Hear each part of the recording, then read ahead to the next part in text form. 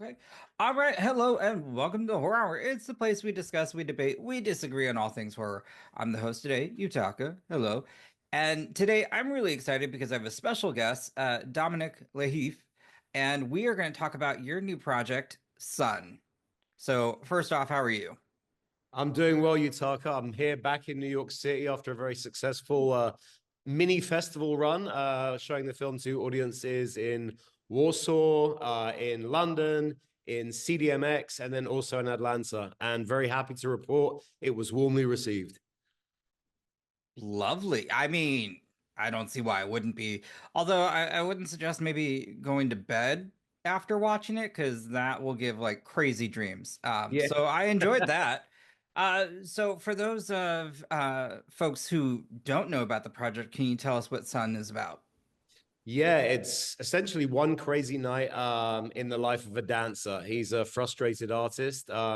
He's trying to get a show off the ground. He's very frustrated emotionally and career-wise. His wife takes him to a networking party. He feels incredibly emasculated.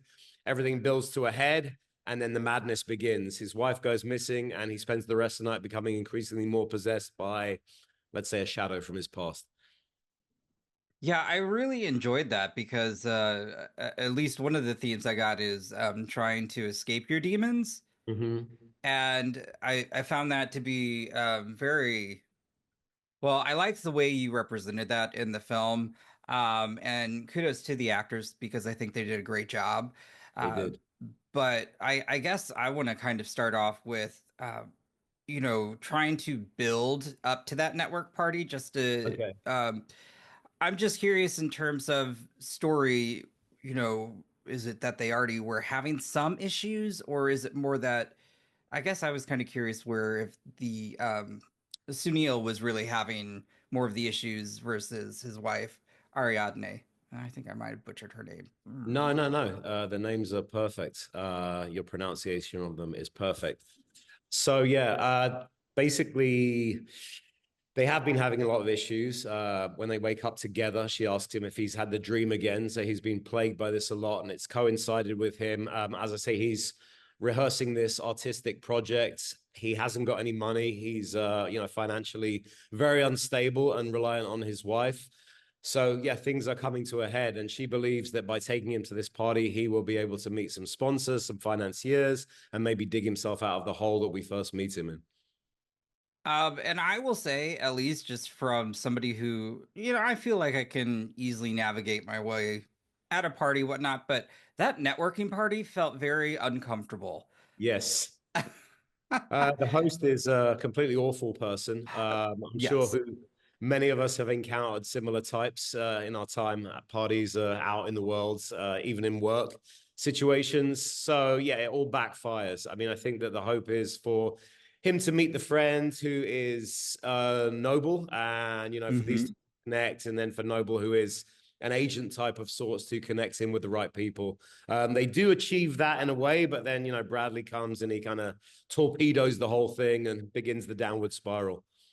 Yeah, I mean, for me to watch that play out was just honestly very I was on edge. It was Okay. my blood pressure was just raising because I know something's going to happen. Either he's going to say something or he's going to do something because Bradley was just as you said, awful, the Yeah. worst. And I was just the entire time I was like, he's gonna do something that's either gonna piss me off or he's Hmm. just gonna do something that is wildly just which he did both, just very Yes. made me uneasy. And so that right there already, I was just like, okay, cool. Well, this is going to be that type of movie. Can't wait to like really strap in to see where this goes. So how about before I start going into the dance because I really Yes. appreciate that, but the setting because Hmm. you had mentioned, for Sunil, it takes a lot to get a project up and running. So I'd like to Yes. know for you how it was trying to get this project up and running and to complete it. Yeah, so typically my partner and I, we have a commercial production company. So, I produce commercials and I direct commercials for brands. Some you will have heard of and some you haven't. We've done Spotify, Nike, Under Armour, Google. So, big brands. And the cool thing is that we get to experiment a lot visually. Sometimes there can be a lot of cooks in the kitchen because the bigger budget you have, the more, the more jobs are on the line, let's say. So Yes. sometimes you can be kind of creatively hand tied. But the good thing is that it does give you a budget and time and freedom to explore ideas. So the idea for the film is something that I'd been developing for a long time, both relate to my own sense of artistic frustration and situations and people whom I had met. I always grew up admiring. I'm a Londoner, obviously, but I kind of grew up loving New York movies, and particularly New York Mm, movies with these very compressed, tense timelines. I think things that okay. come to mind: After Hours, the Scorsese movie, 85. Bad Lieutenant is a very tense, New York 92, I think that is. And then even something, which kind of is I guess a successor to those, the Safdie brothers' Good Time, which was 2019. All of those movies which deal with these characters in very extreme situations, make us feel the pressure that they're feeling in using many methods, but principally this incredibly compressed timeline, this ticking clock, which is forever tormenting the character, but also the viewer. So that was Mm, always something that I wanted to kind of portray. I wanted to portray my vision of New York, my own tensions, my own concerns, not wanting to pass on my parents' worst traits to my children, or which I don't have. mm-hmm. But as we all do, we want to be the perfect parent that we wish we had, and nobody Yes. ever turns out being that. But I think we all, kind of begin with that intention. And then I think it was sort of looking for a format. And like I say, as because we work in short form content, we've worked with some of the dancers from this community before. The Okay. community, which is a New York, Brooklyn originated dance form. The first guy to actually practice the dance, to originate the dance, was a guy called George Adams, and he's from Hmm. Jamaica. He had a condition which I can write out, but I can't quite pronounce it. He had a very bad condition with his lower leg, but he sort of managed to turn that into a broken dance. So he turned that into a virtue. Some of the kids from Brooklyn, Ghost, who plays the father in the film, and some of his friends, they actually saw him. I think it was in a Busta Rhymes music video, and they became Okay. fascinated by the way that he moved. So they sought him out and they began to emulate his moves, but then incorporate Brooklyn street dance, a little bit of break dancing, a little bit of body Okay. popping. So they sort of remixed it and made it their own. And yeah, their dance is incredible. It's a very strong storytelling format, and its form has never really been even in the movie, I don't think it's fully exploited because, to be honest, their dance can tell an entire story from beginning to end. They're certainly hired to perform as backup dancers for like big artists, say Hmm. Rihanna, Madonna, but they're the type of people who can distill what I'm saying in hundreds of words into like a single movement, and it's all purely comprehensible. So to play, I guess, a version of me, I always thought I wanted one of those dancers, So the idea of the frustrated artist being a dancer was kind of baked into the narrative. And then by getting to know the actors, by getting to know the way they spoke and by getting to know the way they expressed themselves, the script came together. Again, a lot of the dialogue is mine, but then a lot of it's things I've overheard and people who I've met. I'm not Okay. sure if that answered your question. I kind of, It did. No, I I love the movie making process, especially when something, again, this was very unique to me watching because one, I yeah. didn't know the style of dance, and also I Mhm. thought it was used in a really, I mean, as you said, it really tells the story, but also it really painted a horrifying picture towards the end, how Mhm. everything was just like ramping up because it Yeah. went from like 0 to 60. I'm like, and it was just amazing to watch. Yeah. Um, and so I really, again, I appreciate just hearing all about that because I actually tried to do some research as well because, again, you can never have too much knowledge. But Yeah. when it came to filming some of those scenes, because, well, actually, I would say one thing because there are multiple things that I would classify as horror, and we certainly have, I think, before Ariadne goes missing, there is that event, and I think, I mean, it was handled well, but it was again, it was very interesting from that perspective, because once you start to really see, and she even understands that that really wasn't him.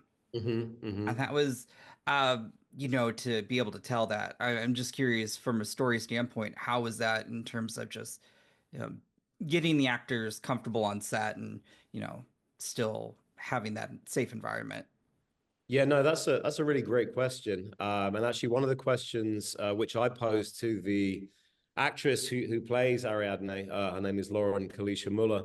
I said, "What do you think? What do you think of her, the way she reacts with her husband? What do you think of her journey throughout the film? What's your take on it?" And she actually put it much more poetically and beautifully than I could. She just said she always knew that this day would come, and she's ready for it, Oh, which I thought was wow. great. And that was her take on it. She knew that things were going to come to a head. She knew that he was injured and he was damaged when, Hmm. but she considered herself, well, she is strong enough to withstand, you know, what he puts her through. Yeah, and the scene itself, Oh, I like the that. practicalities of it. Yeah, it was a hard scene to film for everybody. A lot of the scenes were very precisely choreographed, but Hmm. that one was a lot more loose. I gave the actors just a framework, a place to stop on the bridge, and then also the blow by blow, but then they Yeah. just kind of went for it. They were just kind of they were essentially improvising themselves. We of Oh, course had wow. a stunt person on set, like a safety Hmm. supervisor on set, to make sure that everyone's safety was paramount. But then they went for it, and I think when we made the film, we were just kind of coming into the era of intimacy coordinators. So I Hmm. asked Lauren if she wanted an intimacy coordinator, and she told me that because she was so comfortable with the actor who she was playing opposite, she didn't feel that that was necessary. I think if it had been somebody else, she may have required that, but she said the comfort level and she felt relaxed enough that they could do it. So yeah, we went for it, and honestly, filming that scene was incredibly harrowing. I remember it was Yeah. the last day of principal photography. We went out for drinks afterwards, and I woke up the next morning with a scream still in my head, and I was Oh. worried and concerned. Had we gone too far? And Hmm. actually, that scene is it kind of splits the film down the middle. It is incredibly shocking. Yeah. But with the idea that we understand by the end that she was effectively able to fight her way out of it. So she was able to physically withstand him and break her way out of it. Another, I guess, anecdote about that, which takes the edge off, is I wanted to have the lights on the bridge flashing overhead. Every Hmm. time there's a kind of break, a psychological break, or when the Oh, subconscious is wow. bubbling up. There's this motif of flashing lights, of flickering. That's even borne out through the opening credits. It's the Yeah. subconscious kind of exploding. So we wanted to do that. Sorry,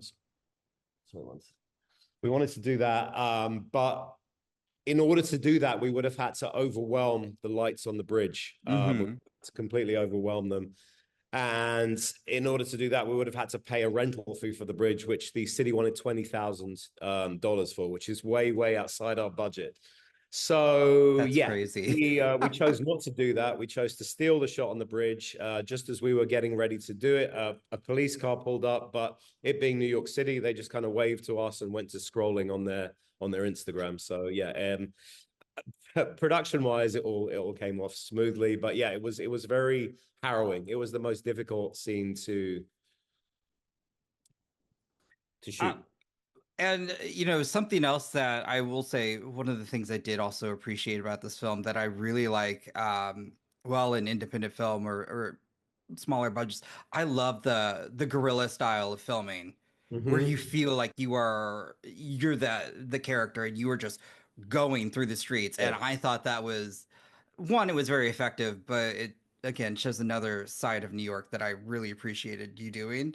And I'm wondering, when you're doing those scenes, is it like who's holding the camera, or I guess in these productions, did you have it to where some of the actors were also assisting with some of these shots, or That's actually also a really good question. So New York lends itself very well to that guerrilla style of filming. yeah, The production kind of guidelines in New York. If you're not on the ground with a camera, so if you have a steady cam or handheld, you don't need any particular kind of permit, as long as you're not kind of disrupting okay, of traffic or mm-hmm, disrupting pedestrians or messing with members of the general public.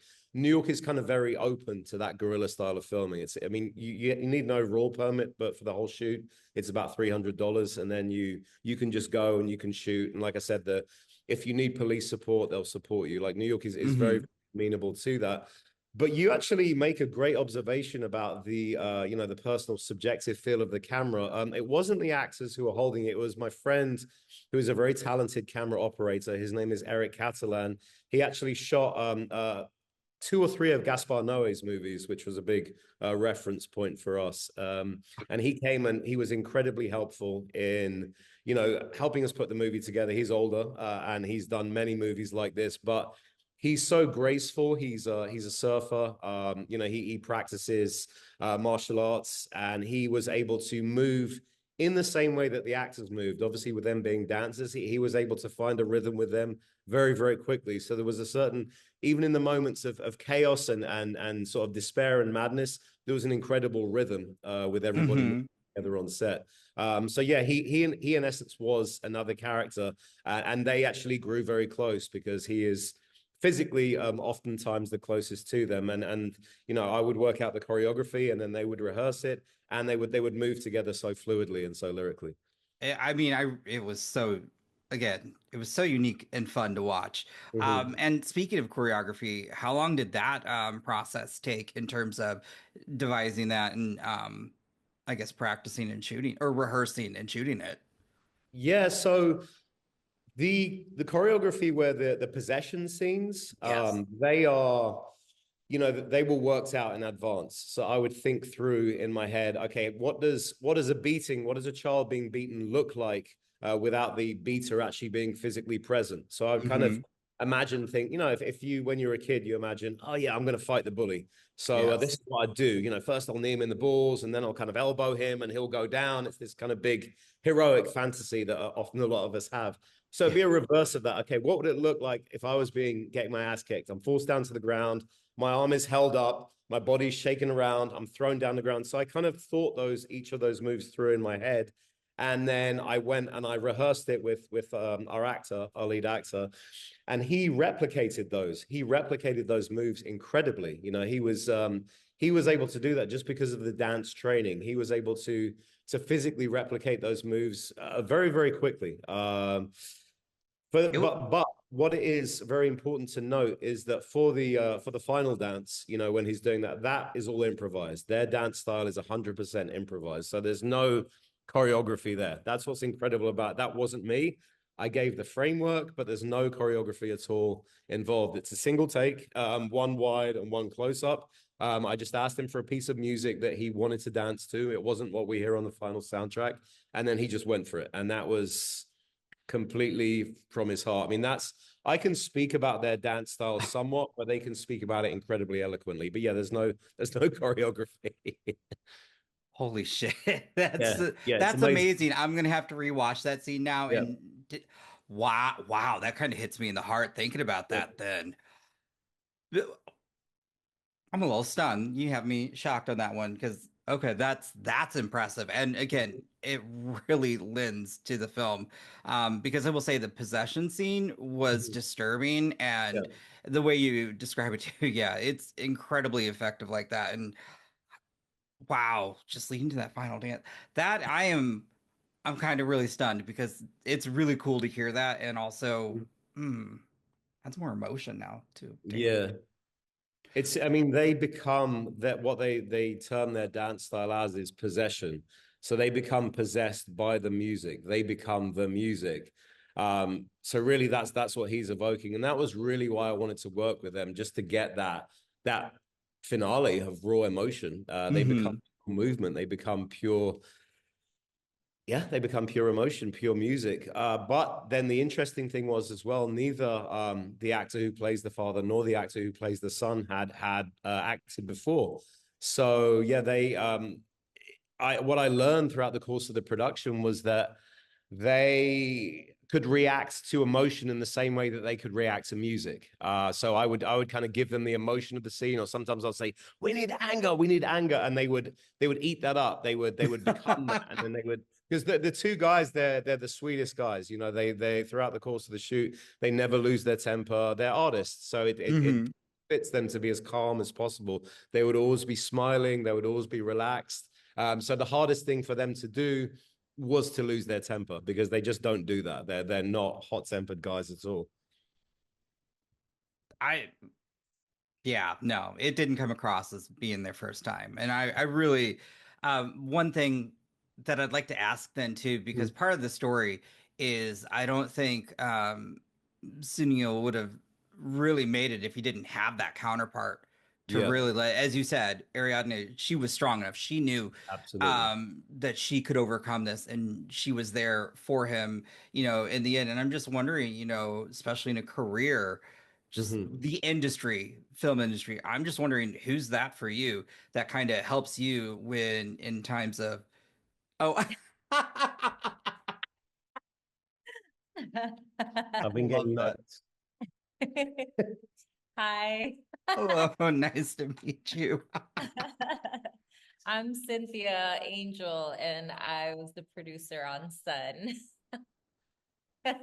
Cynthia is the reason that the movie was made. She was the hero of the entire production. So you asked how it came to be, and I can Hmm. kind of loop it back to that question. So all of those factors that I described to you came into play. I wrote a script. First, I wrote an outline, and Hmm. Cynthia would tear it apart and say, "This doesn't make sense. This doesn't make sense. You're going to alienate people." So then I'll get frustrated internally, and I'd go and write another outline. And we went through that about 5 or 6 times, and I'd rejig elements, and I'd bring in new elements, and then finally she said, "Okay, this works. This makes sense to me." So then I went off and I used the outline to write out the script. When I was a kid, I used to act as a teenager. So I would just essentially, it's like improvising, right? You play the characters in your head, you Hmm. have things people have said. So you just let people talk to each other. When you let them talk to each other, they go in different directions sometimes. So it's certain unexpected things happen. It's the voices in your head and they're having a Yes. conversation. Again, it goes back to that thing of like, this is how I'm going to kick the bully's ass, you know. So you almost you imagine the conversation before this happened and what he said to you and then what you said back to him, and then it ends in your victory. So yeah, that's how the process. Me just talking to myself in my head, and these things coming to life, and Bradley being like many awful people I knew, and then Sunil trying to retain his composure in the Hmm. face of this awful person. So I did that. I wrote the script, and because Cynthia had kind of approved the outline, she liked the script. She liked what was written. She was working actually on the corporate side, for a brand, and she wanted to leave that, and she wanted to join me full time in the commercials world. So she Okay. said, if you put together a script which is good enough and to my liking, I know you've got money saved up. I'll vest some of my shares. I'll put them into it. I'll jump off and we'll do the movie together. She liked it. She jumped off. We did the movie together. Probably not the way you're supposed to. No sales agent or distribution plan in place, but just pure passion. We made it, and then the incredible thing was it was low budget. So I was writing, directing, and then also I was my own script supervisor because we couldn't afford one of those. And then Hmm. would we'd be sleeping about 3 4 hours a night when we're in Oh my principal goodness. photography. Yeah, it's madness, but it's good madness. Cynthia would stop working as the producer around 1:30 in the morning, and then she would switch to being the wardrobe designer. So from like 1:30 a.m. to 3:30 a.m. Oh she'd be my putting the goodness. wardrobe for the next day.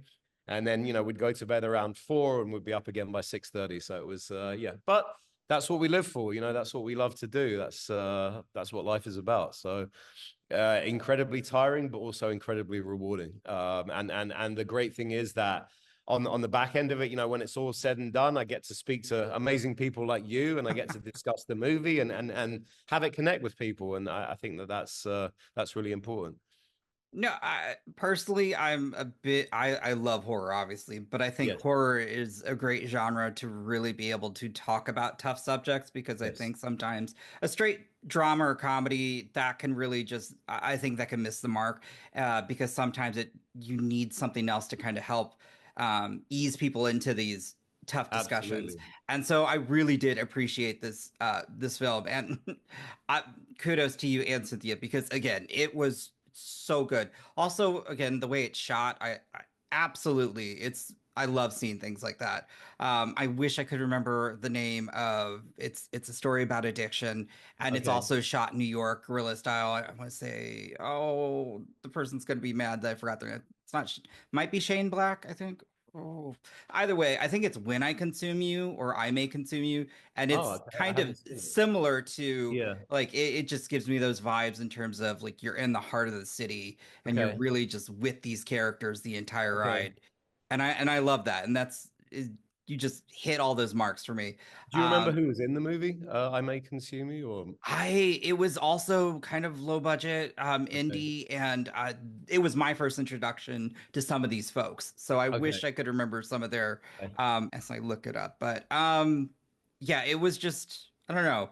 I love that because I live in the Midwest, but I love New York. Yes. It's a great city. Uh-huh. And so I think you filming the way that you did, and then just yeah, you captured what just makes New York sometimes New York, whether it be the good or the bad. Yeah, absolutely. Um, so And yeah, I think that's also a really good observation, because the way that we wanted to treat the film and to treat the viewer was to make it very subjective, to make the city feel as if it was almost conspiring against our lead character. He's an artist. He's very hypersensitive when it comes to visual, when it comes to auditory, and when his world begins to spiral out of control, all of those elements become incredibly overwhelming for him, as well as for the viewer. So that was kind of the idea, was to put them in the passenger seat and take them along for the ride. I freaking love that. I do want to ask one final, or I see, I was totally completely off. It's Perry Blackshear. That's who did the film. Harry Black. Um, Yeah. Okay. but it is uh, When I Consume You. When I Consume You. It's Okay. yeah, different stories, but you guys Sure. both really, you can tell there's just an appreciation for the city. Um, I just want to take a second to talk about the soundtrack because Yes. that was brilliant. So who did the Yes. score? So that's also a great story and a great question. The score was composed by the same person who edited the film, my good friend Jonathan Wing. Yeah, incredible. That's You all are wearing like multiple hats, and that's We again did. a sign of passion for what you're doing. I love Yeah. that. He's a good friend of ours. We've worked together over the years on many commercials, many short form projects, and we were speaking about this project. And he's a drummer. He was a musician first, but he became an editor to make money, because as Hmm. it's very difficult to make money as a musician. So he took up editing, and he used the rhythm of his drums to be an incredibly rhythmic editor. But he and I would play around with musical ideas. He would remix sort of tracks when we were making an edit. And then I think when we were talking about the movie, I was like, "Hey, should we take a crack at the soundtrack?" And he was like, "Yeah." And techno's not really his world, but in a process which I'm sure was incredibly frustrating for him, I sat behind him and I would talk about where I wanted the kick drums to fall and where the bass should fall. So I was kind of composing it, but without having any musical knowledge. But then he really took it and ran with it. He bought extra subwoofers, to satisfy me for the deep bass tones. Hmm. And then he would ask me to like send him tracks, and then we would play with the tracks and we would go back. I think what was incredible was we also you know we wanted it to, as you said, you identify it so well. We wanted it to look and sound like New York. So Hmm. we walked around, he and I, for nights and nights and nights, just recording sounds of the city.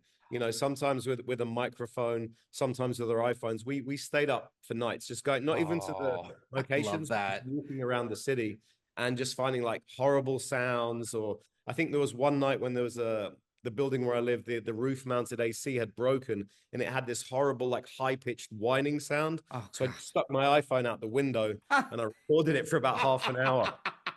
And then he would work all these things in, like these horrific sounds. The actors' voices, we worked those in. They're a constant Hmm. motif. They're the scream of the mother.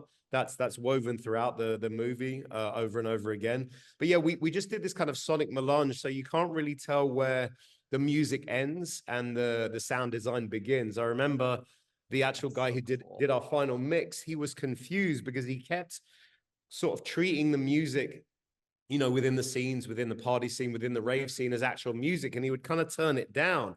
And we kept being, Jonathan kept saying, no, you got to turn it up. The whole thing is just his consciousness. So there's Mm-hmm. no difference between the sirens and the screams and the echoes and this thudding bass. It's all the same. Like it all goes at the same level. And if we don't do justice to that, then we're not gonna feel his experience. So yeah, the sound was rewarding. It was really fun to work on, actually. Like I say, I'm not musical.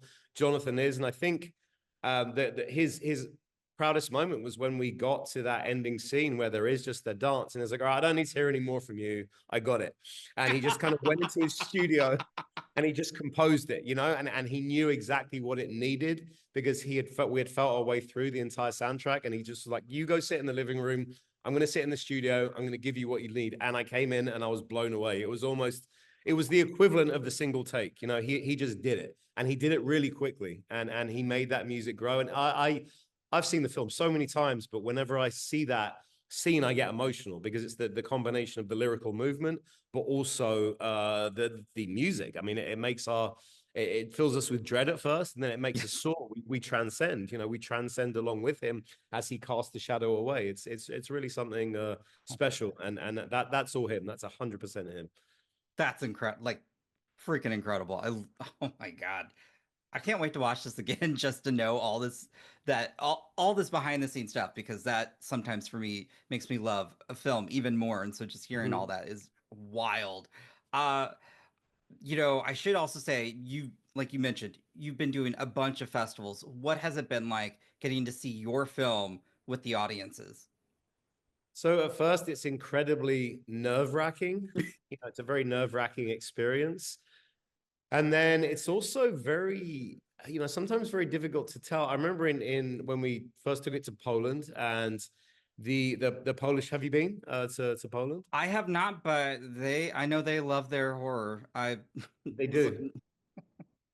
They, you know, Warsaw, they're very, you know, they're cinephiles. They have all of these, you know, incredibly Kieślowski, Julowski, all these incredibly well-respected directors. The festival we played at is named Splat, and the woman Monica there, she is fighting to make horror, to make genre cinema respectable. But what she does have is in Poland, like she's a warrior of film. I've got to shout out Monica and Splat Film Festival. She's an absolute warrior of film.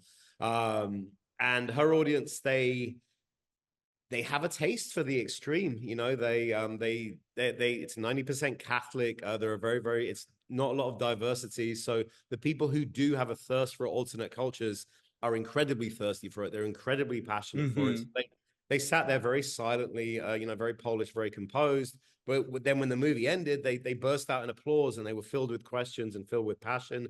Mexico City was so cool. was great because you know there's a dance community there. It's a different dance community, but we've worked in Mexico City a lot, so that there's a big artist community. So we had a lot of our friends who come from many backgrounds, from the trans community, you know, from the underground arts community. They all responded to it well, but in a different way. They asked different Of questions. course, yeah. London was a lot of you know, friends and family, people I haven't seen in a long time, but also there are pockets of the bruk-up community in London. So they came through and they're excited to see their art form in a long form project.